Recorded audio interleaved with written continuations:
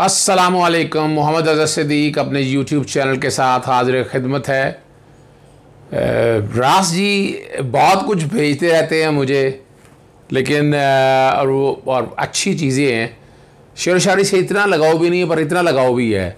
ज़रा जो बातें कहे हैं वो बड़ी मज़ेदार है। आज छोटा सा किस्सा उन्होंने भेजा है, मैं अब चाहूँगा प्रोग्राम शुरू करने से पहले आपसे शेयर करूँ। हयात व मौत के दो राहे पर रुकती सांसों की बात कौन करे। बन गए सब खुदा जमाने के, ऐसे इंसान की बात कौन करे। कल अंधेरे जो अपने गुजरे हैं, ऐसी रातों की बात कौन करे। आपने रास जी की बात सुन ली, आपने रास जी की बात सुन ली और उन्होंने जो बातें कही हैं, बातें तो बहुत ज़बरदस्त हैं। मौजूदा निज़ाम के ऊपर बहुत फिट आती हैं। आज बड़े अरसे बाद और बड़ी कोशिश के बाद अपीलों की समाअत थी इस्लामाबाद हाई कोर्ट में।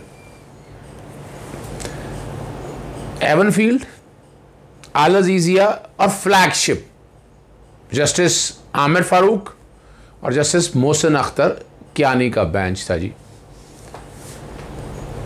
नैब ने दायमी वारंट जारी करने का कहा हुआ है, लेकिन आगे चलने से पहले बता दें आपको, वहाँ जब मीडिया से गुफ्तगू की मरियम नवाज साहिबा ने और डांट पिला दी सहाफ़ी को, लेकिन सवाल बड़ा ज़बरदस्त किया। वो सवाल भी आप सुनिएगा, आपको समझ आ जाएगी ये सियासतदान क्या बेवकूफ़ बनाते हैं आम आदमी को।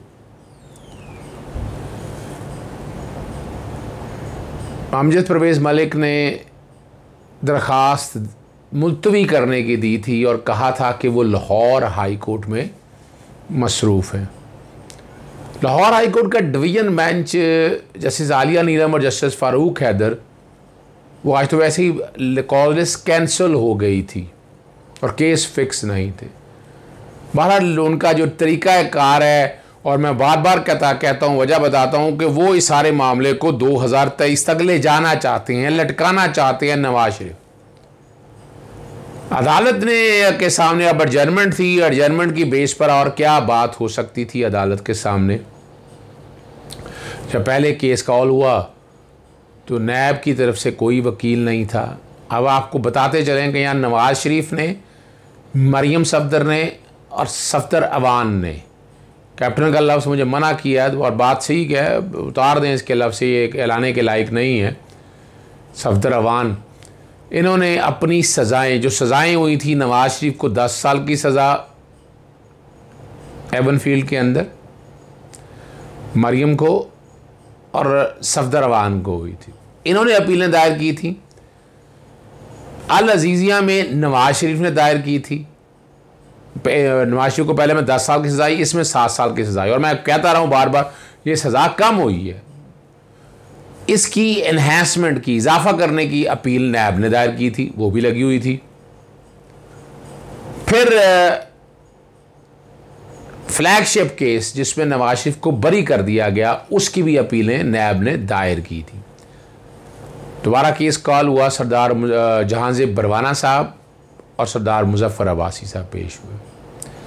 अदालत ने उनके सामने ये केस रखा और कहा कि इसमें तो इश्तिहारी, चूँकि कोई वकील पेश नहीं हुआ, जब आवाज़ लगी तो ख्वाजा हारिस पेश होते थे। जब इश्तिहारी आदमी डिक्लेयर हो जाए तो वो अब उसे वकील का हक़ भी नहीं रहता, वकील का हक़ भी छिन जाता है उसका।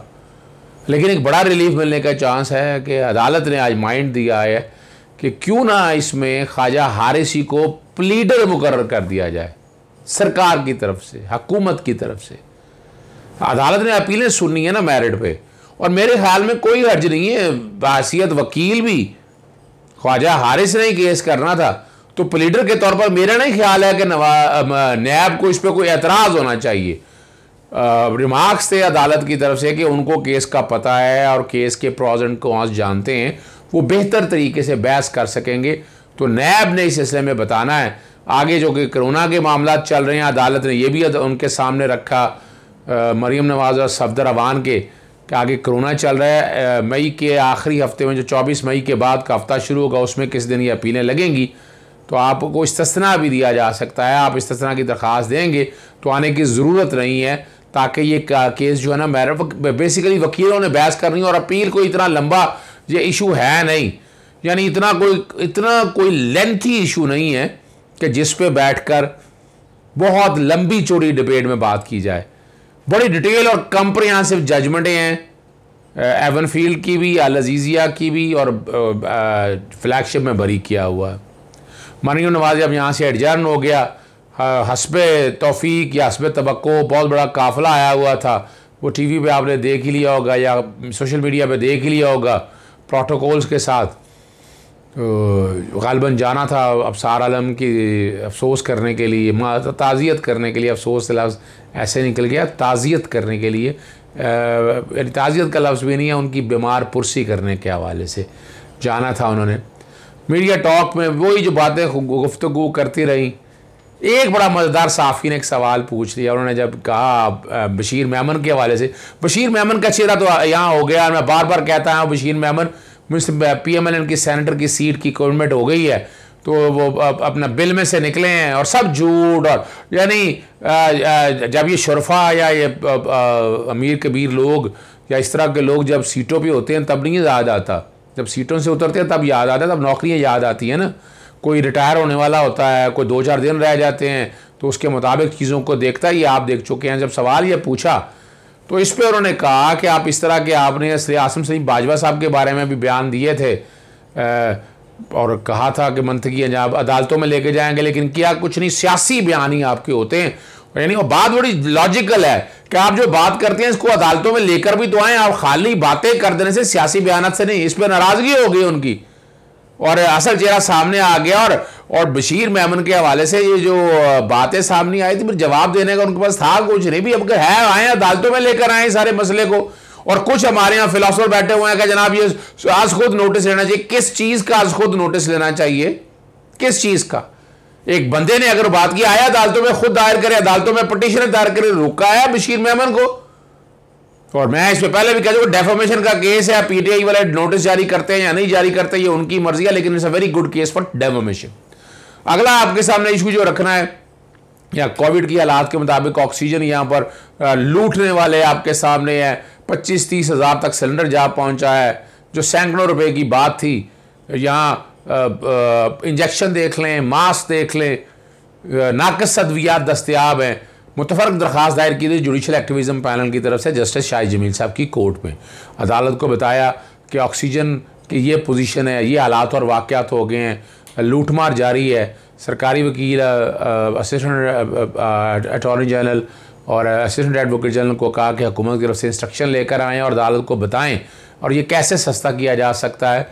अदालत मफादी अमला का काम है, अदालत के दिमाग से ये सारा कुछ अदालत पे छोड़ना है। मैंने बताया उनको कि नहीं, अदालत के अलावा तो यहाँ सुनता कोई नहीं है, इसलिए हम अदालतों के पास ही आते हैं। अगला इशू आपके सामने जावेद लतीफ़ साहब का है। वो बड़े बड़के मारने वाला और बड़ी बातें करने वाला, बड़ी माइंड के अंदर के पता नहीं शेर है। तो शेर की हालत आप खुद देख लें कि क्या हालत है उसकी, आप लोगों को अंदाज़ा हो जाएगा इस बात को सामने रखते हुए। उनके भाई ने, पहले वो बता दें कि उनके भाई ने लाहौर हाई कोर्ट में दरख्वास्त दायर की, अपना नाम है उनका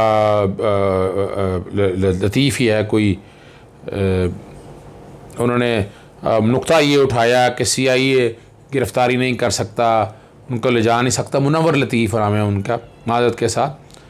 और जस्टिस अनवारुल हक पन्नू साहब की कोर्ट में समाअत हुई और कल के लिए नोटिस जारी कर दिया और जवाब मांगा है उन्होंने, क्योंकि एक तो स्पीकर नेशनल असेंबली की इजाज़त के बगैर गिरफ़्तार के सिर्फ इंटीमेट करना होता है, गिरफ़्तार करने से इजाज़त देने की ज़रूरत नहीं है कि पकड़ने से पहले आप इनको ले लें।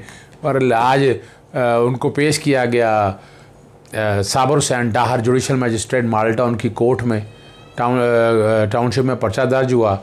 14 रोज़ के रिमांड किया। उन्होंने कहा कि इनका फ़ोन का रिकॉर्ड लेना है, मुलव्वस हैं, कौन कौन से लोग पीछे हैं, व्हाट्सअप का रिकॉर्ड लेना है, लैपटॉप है, तहकीकात चलाई, 14 दिन के लिए रिमांड दिया जाए और कोई प्री प्लान एजेंडा था कि पीछे किन लोगों के फोल थे, वो सारी भी तहकीक सारी सामने ला रही हैं ताकि इन चीज़ों को देख सकें।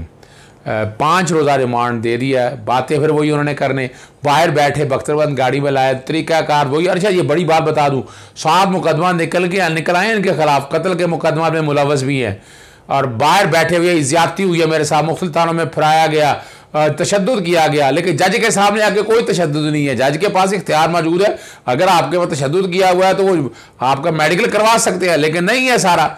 और इनका हाल ये है, प्रोसेस ऑफ कोर्ट को किस तरह ये अब्यूज़ करते हैं। और बूढ़ी वालदा के नाम का भी जिक्र बड़ा किया गया कुछ लोगों ने, लेकिन किसने कहा कि वालदा के नाम जायदाद रखें? लूट मार की जायदादें मत रखें इन लोगों के नाम पर। जावेद लतीफ़ अब कानून के कटहरे में आ चुके हैं यार। इस तरह ये ऐसे लोगों को बिल्कुल मनतकी अंजाम तक पहुँचाना चाहिए, ताकि रियासत के ख़िलाफ़ जो लोग इस तरह बगावत करता है उसको आनी हाथों से निपटा जाए। इजाज़त दीजिएगा। अस्सलाम वालेकुम। खुदा हाफ़िज़। पाकिस्तान जिंदाबाद।